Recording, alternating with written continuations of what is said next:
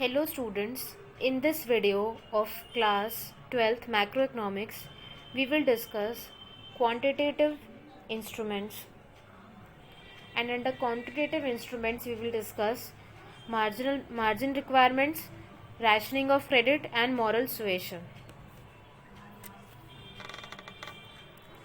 These weapons focus on increasing or decreasing the flow of credit to the specific areas of economic activities. मतलब ये वो weapons हैं जो क्या affect करते हैं, फ्लो ऑफ क्रेडिट, जो भी उधार फ्लो हो रहा है उसको इफ़ेक्ट करते हैं स्पेसिफाइड एरियाज़ में. तो पहला क्या है, मार्जिन रिक्वायरमेंट. मार्जिन रिक्वायरमेंट क्या होता है? By margin requirement we mean the difference between current value of security offered for loan, collateral security and the value of loan granted. मतलब वो चीज़ जो हम गिरवी रख रहे हैं लोन लेने के लिए और वैल्यू ऑफ लोन के बीच में डिफरेंस. मार्जिन रिक्वायरमेंट मतलब आपको पता होगा अगर आपको लोन लेना है तो आपको कोई ना कोई चीज़ गिरवी रखनी पड़ती है, एज ए सिक्योरिटी ऑफ़र करनी पड़ती है. तो जो भी चीज़ आप सिक्योरिटी की तरह ऑफ़र कर रहे हैं उसकी वैल्यू माइनस जो लोन आपको दिया जा रहा है उसकी वैल्यू, उसका डिफरेंस, उसे क्या बोलते हैं, मार्जिन रिक्वायरमेंट. अब इसका एग्जाम्पल है, एक्स ने मॉर्गेज करा है उसका घर 2 करोड़ का. मतलब एक्स ने गिरवी रखा है उसका घर 2 करोड़ का, किसके पास? इलाहाबाद बैंक के पास. ठीक है, इंदौर, जो इंदौर में है, for a loan of 1,50,00,000. Loan की अमाउंट कितनी? 1,50,00,000. अब यहाँ पर मार्जिन रिक्वायरमेंट क्या है? 50 lakhs की, that is 2 crore minus 1,50,00,000, that is 50 lakhs. The margin requirement is raised when the supply of credit needs to be curbed. जो मार्जिन रिक्वायरमेंट है वो बढ़ा दी जाती है कब?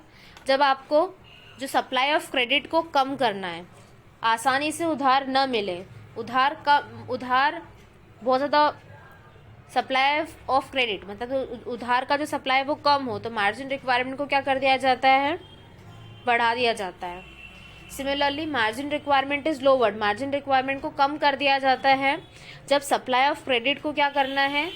इंक्रीज करना है. The margin requirement is often kept high for speculative trading activities. जो मार्जिन रिक्वायरमेंट होती है वो स्पेकुलेटिव ट्रेडिंग एक्टिविटीज़ में ज़्यादा हाई होती है. This weapon is used more like a weapon of selective credit control. Rise in margin requirement से क्या होता है?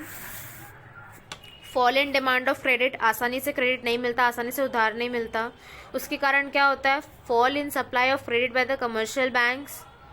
ठीक है, इसके कारण क्या होता है? मनी सप्लाई फॉल कर जाता है और इन्फ्लेशन क्या हो जाता है? कम हो जाता है, महंगाई कम हो जाती है. फॉल इन मार्जिन रिक्वायरमेंट, जब भी मार्जिन रिक्वायरमेंट फॉल हो जाएगी तो rise in demand for credit, जो उधार की डिमांड है वो क्या होगी? बढ़ जाएगी. ठीक है, तो इससे क्या हो जाएगा? Rise in supply of credit by commercial banks. Commercial plans अपना जो उधार देने का है वो बढ़ा देंगे और उसके कारण मनी सप्लाई बढ़ जाएगा और जो मंदी का चीज़ है, डिफ्लेशन है, वो क्या हो जाएगा? कम हो जाएगा. ठीक है, जब मार्जिन रिक्वायरमेंट ज़्यादा होती है मतलब कोलैटरल सिक्योरिटी के बीच में और अमाउंट ऑफ लोन के बीच में डिफरेंस ज़्यादा है, तो क्या होगा? डिमांड कम हो जाएगी उधार की और इससे क्या होगा? सप्लाई भी कम हो जाएगा कमर्शियल बैंक्स का उधार का और मनी सप्लाई कम हो जाएगा और इन्फ्लेशन कर्व हो जाएगा, कम हो जाएगा. और फॉल इन मार्जिन रिक्वायरमेंट से क्या होगा?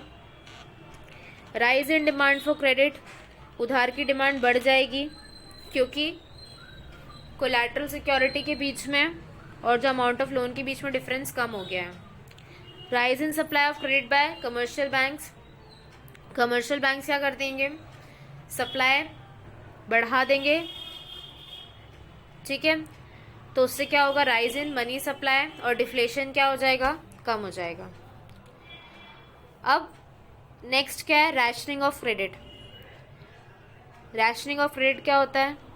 Rationing of credit implies fixation of certain quotas for different business activities. कुछ क्रेडिट कोटा फिक्स करना अलग अलग बिजनेस एक्टिविटीज़ के लिए, उसे बोलते हैं rationing of credit. Rationing of credit is adopted when flow of credit needs to be checked particularly for speculative activities in the economy. Speculative activities मतलब जिसमें सट्टा लगता है, कोई प्रोडक्टिव एक्टिविटी नहीं है, जो सट्टा होता है उसे बोलते हैं स्पेकुलेटिव एक्टिविटीज़. ठीक है.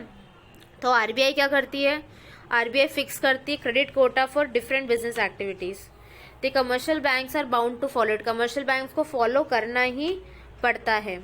They can not exceed the quota limits at the time of sanctioning the loan. जो भी कोटा लिमिट आरबीआई ने सेट करी उससे उस लिमिट को क्रॉस नहीं कर सकते बैंक्स जब वो लोन दे रहे हैं. इससे क्या होता है, सप्लाई ऑफ क्रेडिट रेस्ट्रिक्ट होता है और इन्फ्लेशन भी क्या होता है, कम होता है, महंगाई कम होती है. अगर रैशनिंग ऑफ क्रेडिट पहले से एग्जिस्ट करती है तो उससे हम क्या कर सकते हैं, विड्रॉ भी कर सकते हैं. ठीक है, to increase the supply of credit. उससे क्या होगा, सप्लाई ऑफ क्रेडिट बढ़ जाएगा और उससे क्या होगा, डिफ्लेशन कम हो जाएगा, मंदी कम हो जाएगी. तो implementation of rationing of credit, अगर आपने रैशनिंग ऑफ क्रेडिट को इम्प्लीमेंट कर दिया तो उससे क्या होगा, उधार कम हो जाएगा. Decrease in supply of credit by commercial banks, तो उससे मनी सप्लाई कम हो जाएगा और इन्फ्लेशन कम हो जाएगा. ठीक है. Withdrawal of rationing of credit, अगर आप विड्रॉ कर लोगे रैशनिंग ऑफ क्रेडिट मतलब रेस्ट्रिक्शंस खत्म कर दोगे, जो लिमिट है लोन देने की उसे खत्म कर दोगे, तो क्या होगा, कमर्शियल बैंक्स क्रेडिट दे पाएंगे, लोन दे पाएंगे और उससे क्या होगा, मनी सप्लाई बढ़ जाएगा और डिफ्लेशन भी कम हो जाएगा. मतलब रैशनिंग ऑफ क्रेडिट मतलब कुछ कोटा फिक्स करना उधार देने का, कुछ बिजनेस एक्टिविटीज पर ये फिक्स कर देना कि इतने से ज़्यादा लोन इस बिजनेस एक्टिविटी पे नहीं मिल सकता. ठीक है. अब नेक्स्ट क्या है, मॉरल सुएशन. मॉरल सुएशन का मतलब combination of both persuasion and pressure. Persuasion और प्रेशर दोनों का कॉम्बिनेशन. आरबीआई कोशिश करता है कि वो परसुएट करे कमर्शियल बैंक्स को टू फॉलो इट्स डायरेक्टिव्स. मतलब आरबीआई कोशिश करता है कि कमर्शियल बैंक्स वो सारे डायरेक्टिव्स फॉलो करे जो आरबीआई दे रही है. और जब परसुएशन वर्क नहीं करता तो आरबीआई क्या करता है, प्रेशर देता है कि वो क्या है, एपेक्स बैंक है, मतलब सबसे सुप्रीम बैंक है कंट्री का. If pressure also fails to work the RBI can use direct action including derecognition the concern bank. और अगर कोई बैंक परसुएशन से भी नहीं मानता, प्रेशर से भी नहीं मानता, तो क्या कर सकता है, आरबीआई डी रिकग्नाइज भी कर सकता है, उस कंसर्न बैंक को बंद भी कर सकता है. ठीक है. As a weapon of monetary policy, moral suasion works both as a quantitative weapon as well as qualitative weapon. moral suasion एक quantitative weapon भी है, qualitative weapon भी है. however it is frequently classified as qualitative weapon. इसे हम क्या बोलते हैं, qualitative weapon ही बोलते हैं. with the help of this weapon the RBI advises the member banks to restrict loans during inflation. Inflation के टाइम पर आरबीआई क्या एडवाइस करता है बैंक्स को कि आप कम लोन दो, रेस्ट्रिक्ट करो लोन इन्फ्लेशन के टाइम पर. And to liberal in lending during deflation. Deflation के टाइम पर आप आसानी से लोन दो. अभी आपके लॉकडाउन के टाइम पर क्या चल रहा है, डिफ्लेशन चल रहा है, मंदी चल रही है, इसलिए आरबीआई ने बैंकों को बोला है कि वो लिबरल लेंडिंग करें, आसानी से लोन दे दें. उससे क्या होगा, डिफ्लेशन कर्व होगा, डिफ्लेशन कम होगा. लेकिन जब महंगाई चलती है, इन्फ्लेशन का टाइम है, तो आरबीआई क्या बोलती है, रेस्ट्रिक्ट करो लोन, लोन कम दो, लोन पे इंटरेस्ट रेट ज़्यादा चार्ज करो. उससे क्या होता है, इन्फ्लेशन कम होता है, महंगाई कम होती है.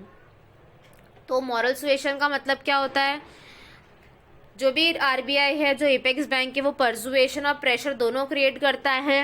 किसके ऊपर, कमर्शियल बैंक्स के ऊपर, जिससे और कमर्शियल बैंक्स को उनकी बात माननी ही पड़ती है. अगर कमर्शियल बैंक्स आरबीआई की बात नहीं मानेंगे तो वो उनको डी रिकग्नाइज कर सकते हैं और बैंक क्लोज भी हो सकता है.